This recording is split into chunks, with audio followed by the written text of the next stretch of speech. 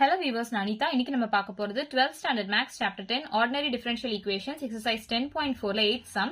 question என்ன கொடுத்திருக்காங்கன்னு பாத்தீங்கன்னா show that y is equal to a cos bx is the solution of the differential equation d square y by dx square plus b square y is equal to 0 அப்படின்னு கொடுத்திருக்காங்க.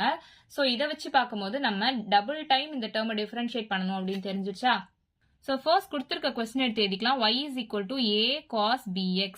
இத differentiate with respect to x பண்ணனும். அப்போ dy divided by dx is equal to a into cos bx differentiate பண்ணா minus sin bx அப்படின்னு வருமா?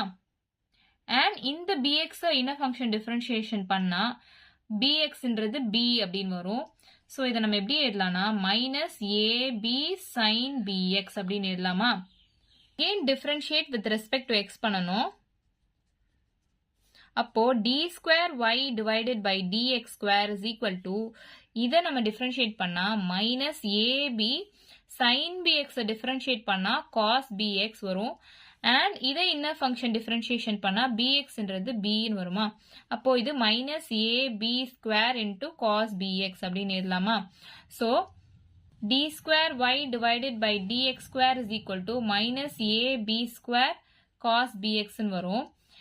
questionல y is equal to a cos bx ன்னு கொடுத்திருக்காங்க.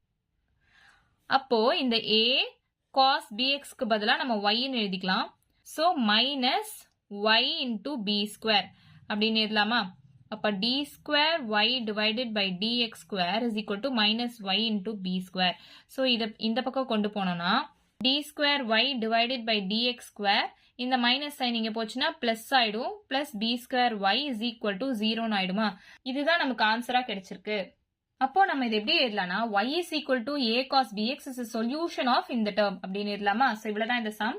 ஏதாச்சும் டவுட் இருந்தா கமெண்ட் பண்ணுங்க. வீடியோ பிடிச்சிருந்தா லைக் பண்ணுங்க, ஷேர் பண்ணுங்க, சப்ஸ்கிரைப் பண்ணுங்க. தேங்க்யூ.